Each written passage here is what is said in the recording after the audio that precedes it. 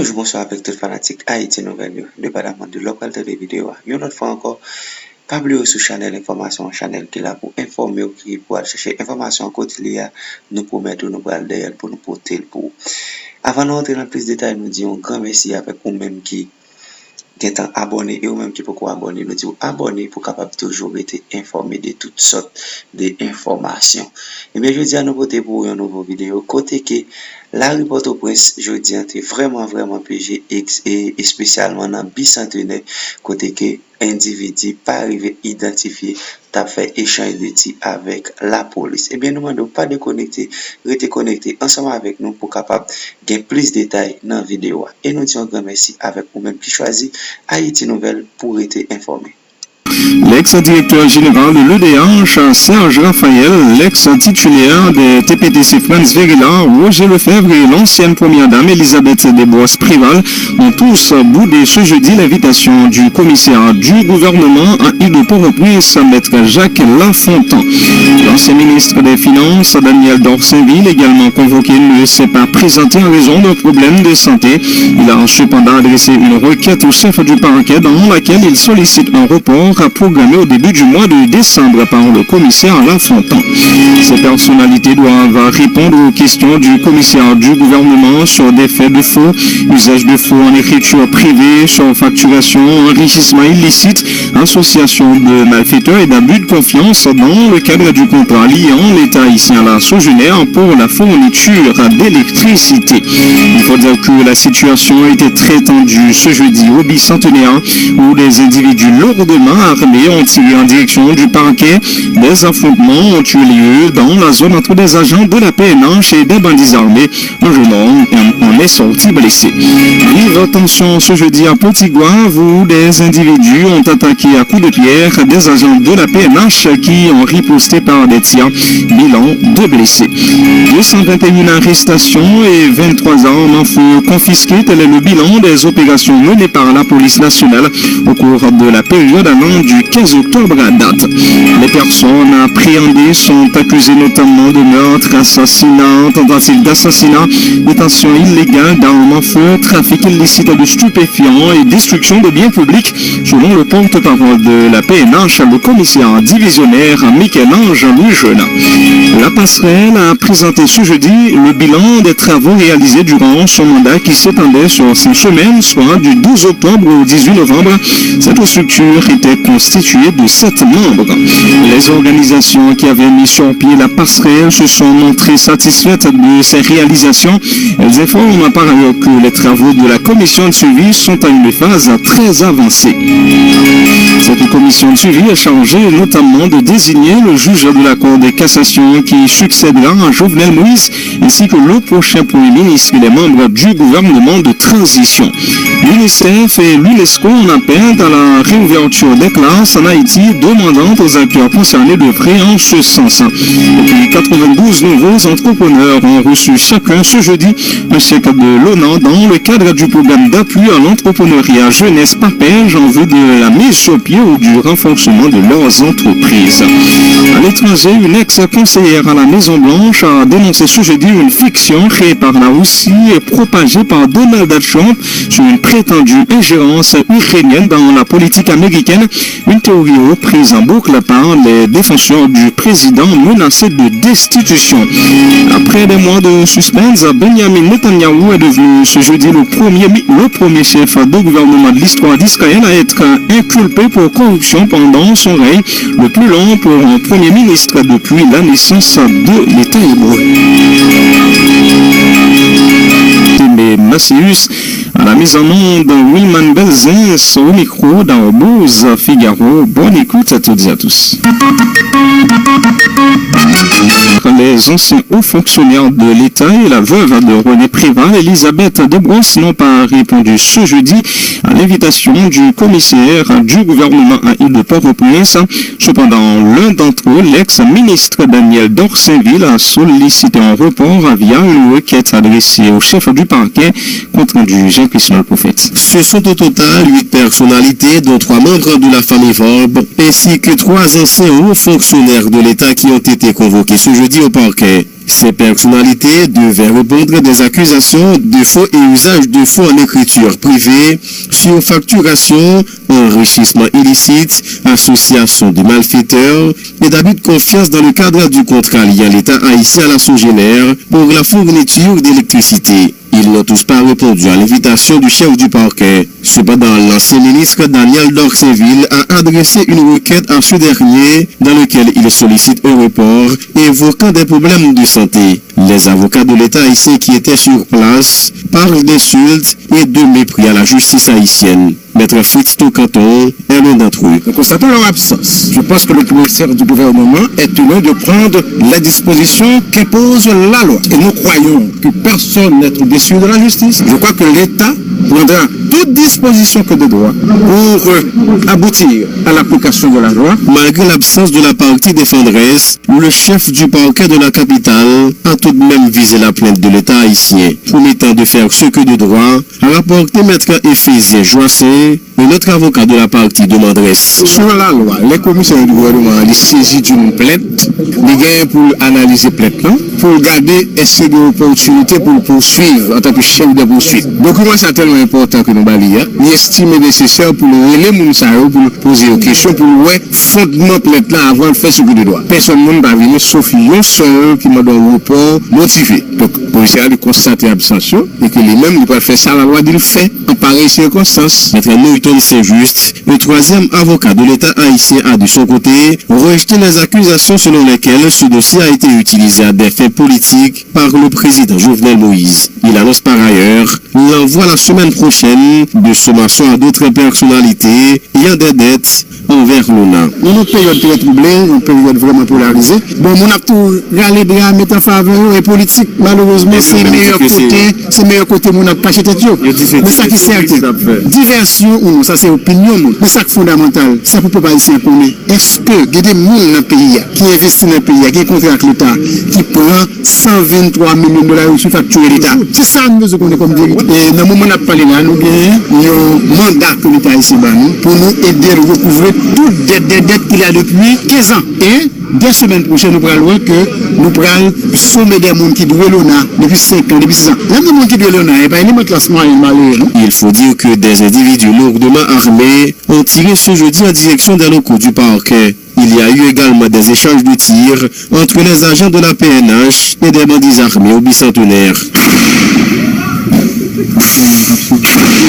Provoquant une vive panique dans la zone, au moins un jeune homme en est sorti blessé. Jean-Christ le prophète, Vision 2000. Merci Jean-Christ le prophète. Les responsables de la compagnie Sogénère, les anciens hauts fonctionnaires de l'État et la veuve de René Préval, Elisabeth Desbosses, qui n'ont pas répondu ce jeudi à l'invitation du commissaire du gouvernement à Île-de-Port-au-Prince. Cependant, l'un d'entre eux, l'ex-ministre Daniel Dorceville, a sollicité un report via une requête adressée au chef du parquet. Vive tension ce jeudi à Petit-Goâve où des individus ont attaqué à coups de pierre à des agents de la PNH qui ont riposté par des tirs bilan de blessés. Nous allons recevoir correspondant dans Petit-Goâve Eugène Raymond qui est en détail. Bonsoir Eugène. Bonsoir Dabouze, bonsoir tout le monde qui suit Radio Vision 2000. Jean-Kéouti la Dabouze gagné une situation tension qui développait jeudi ça dans la ville de Petit-Goâve. Jean-Rémy qui a 19 ans, Tata Danis 21 années, c'est dans des gens qui recevoir balle. Dans le moment où tu as passé, la police ITNO qui t'a fait intervention pour être capable de débloquer la route nationale à numéro 10, zone à Carrefour André Tibet, à Andaville Antigouave et Carrefour Jubilé. Côté, il y a un groupe jeune qui fait partie de l'opposition politique là, qui tirait après la coutouche, pour campoter sous agent Itnoyo, dévier là où tu es pour être capable de débloquer la route là. Agent Itnoyo qui s'est lancé gaz lacrymogène, tiré dans toute en direction. C'est ça qui est la cause en gain des gens qui prennent balle, qui prennent balle, ils ont transporté en urgence, à prendre soin sous cabane l'hôpital Notre-Dame. Faut que dire, jeudi 21 novembre 2019, la circulation était complètement paralysée dans le Petit-Goâve, côté un groupe militant opposition politique là, servi avec machine à transport en commun pour bloquer circulation, empêcher motocyclette, même monde à circuler à pied en Davila et sur route nationale numérotée. Dans le moment que nous parlé là, il faut compter la police, spécialement Ismoyo, il y a toujours sur route nationale là, il est capable d'arriver, débloquer zone en juillet à quelques autres zones en Davila. Chaque fois on fait tentative, il y a quelque chose là. Il y a un groupe militant qui réagit en bas au tronc, chaque coup de bouteille, à Jaïd Moyo qui est obligé de plier. Merci Eugène Raymond. Merci Dabouz. Voilà, Eugène Raymond, notre correspondant Petit Grand, voit une vive tension donc ce jeudi dans la cité de Faustin sur le cours des individus ont attaqué à coups de pierre des agents de la PNH qui ont riposté par des tirs bilan en 2 blessés. 221 arrestations, 23 armes à feu confisquées, 5 véhicules récupérés. Tel est le bilan des opérations menées par la police nationale au cours de la période allant du 15 octobre à date. Les personnes appréhendées sont accusées notamment de meurtre, assassinat, tentative d'assassinat, détention illégale d'armes à feu, trafic illicite de stupéfiants et destruction de biens publics, selon le porte-parole de la PNH, le commissaire divisionnaire Michel-Ange Louis-Jeune. Parmi les individus arrêtés figurent Martine Sophia Demostène, Elman Sajan et Ricardo Gentil qui est impliqué dans le décès tragique du policier Robert Remuscar qui a été brûlé vif à Gantier au début de ce mois. Le commissaire Louis-Jeune informe par ailleurs que 3 individus qui s'apprêtaient à cambrioler une maison hier à Thomassin ont été mortellement blessés par balle au cours d'une opération menée par la police.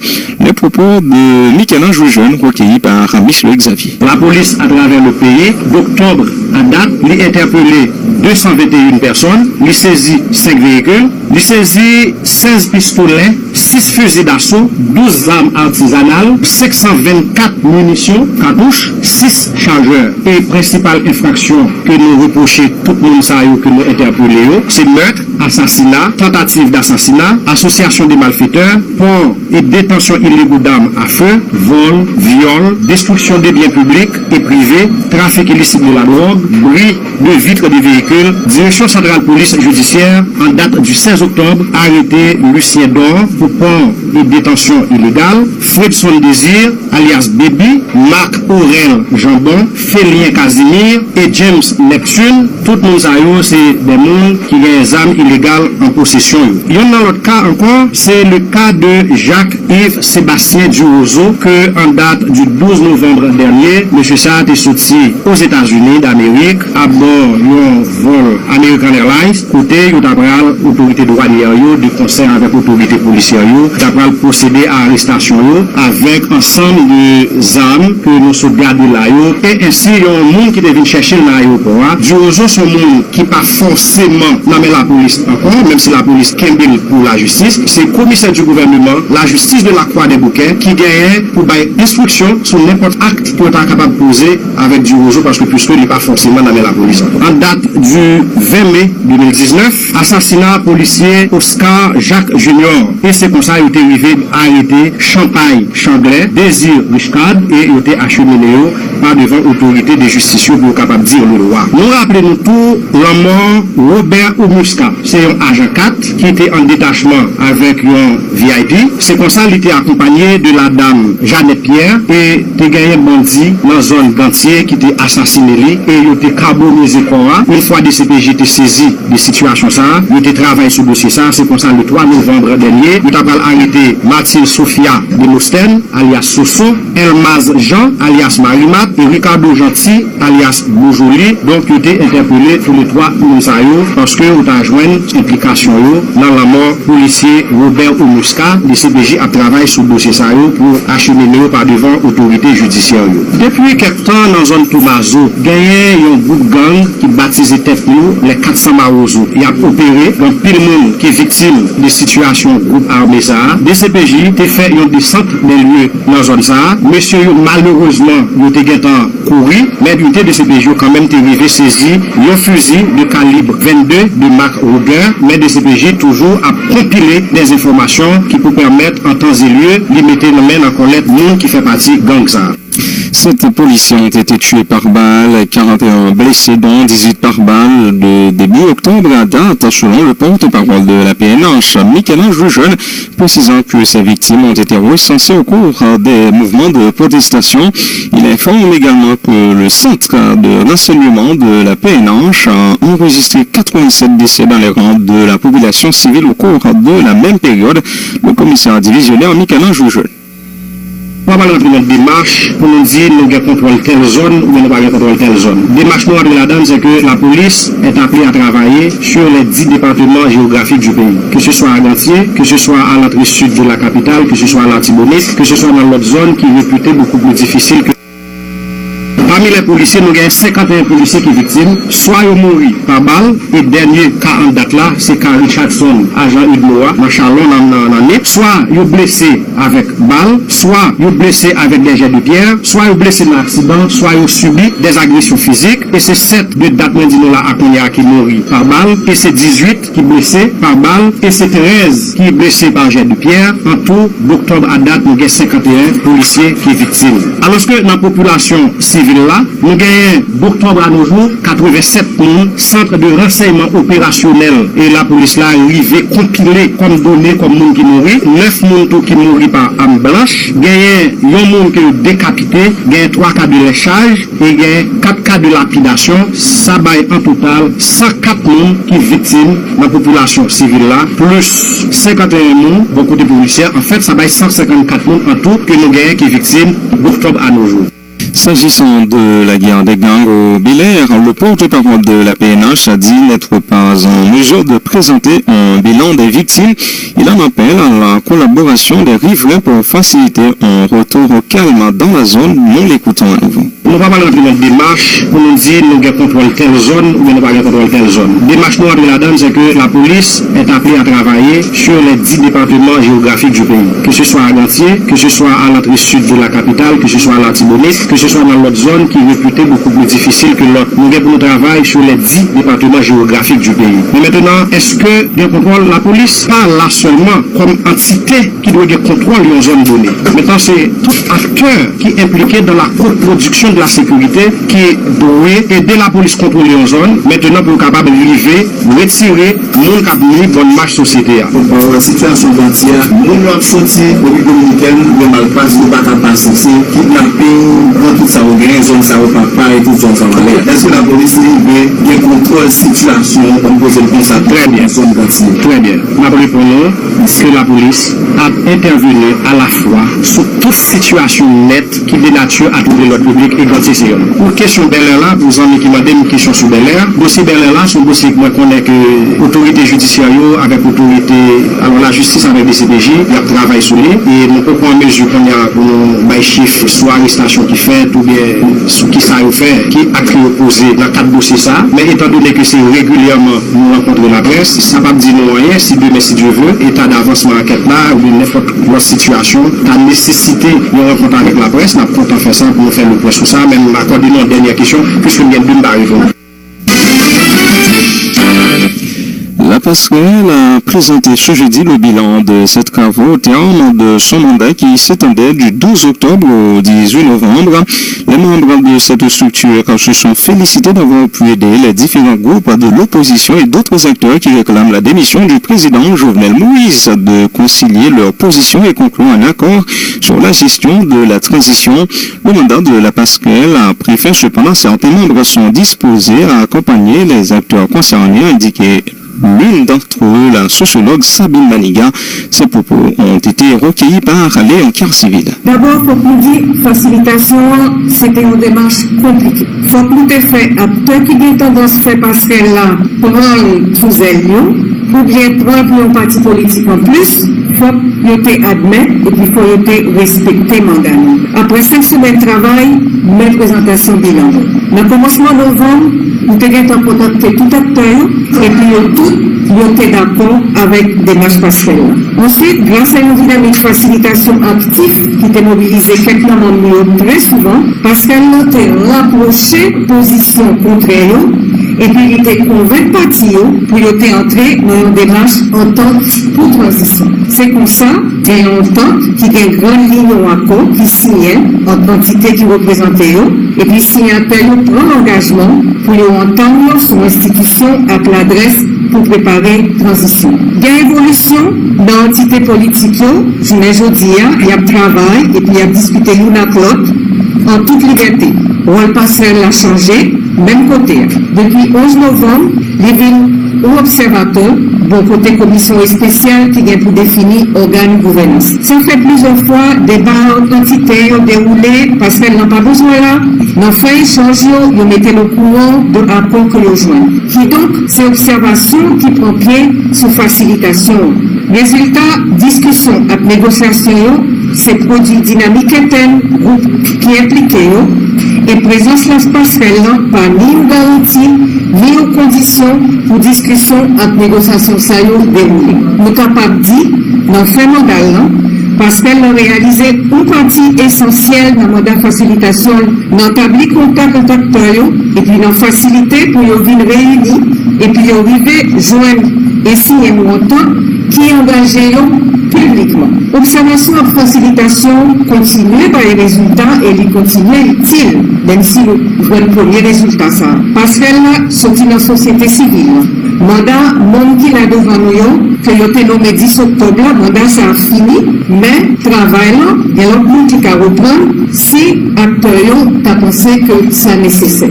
La sociologue Sabine Manigarde de la Passerelle qui a présenté ce jeudi le bilan de ses travaux au terme de son mandat. Les membres de cette structure se sont félicités d'avoir pu aider les différents groupes de l'opposition et d'autres acteurs qui réclament la démission du président Jovenel Moïse à concilier leur position et conclure un accord sur la gestion de la transition. La commission de suivi de l'accord de Mariotte continue de travailler sur les critères de choix du président provisoire et du Premier ministre a de son côté indiqué l'entrepreneur Franz Bernard Kahn, également membre de la passerelle. Il dit espérer que la feuille de route de la transition sera finalisée d'ici la fin de cette semaine. Nous l'écoutons. La commission travaille actuellement sur sa des critères. Nous connaissons la Constitution prévoit que le Premier président et le Premier ministre, il y a aussi de critères pour respecter. Cependant, là, nous avons une situation qui est constitutionnelle. Donc, aussi, il y a un critère que la commission travaille sur lui, pour suivre le monde qui pourra occuper une position dans le gouvernement qui va mettre en place la transition. Mais avant la commission, continuer le travail, toujours finaliser l'attente. C'est-à-dire que maintenant, après la question du gouvernement, c'est-à-dire président, Premier ministre, il y a quelques finaliser, ça a été fait de route là. Le gouvernement, ça va le faire.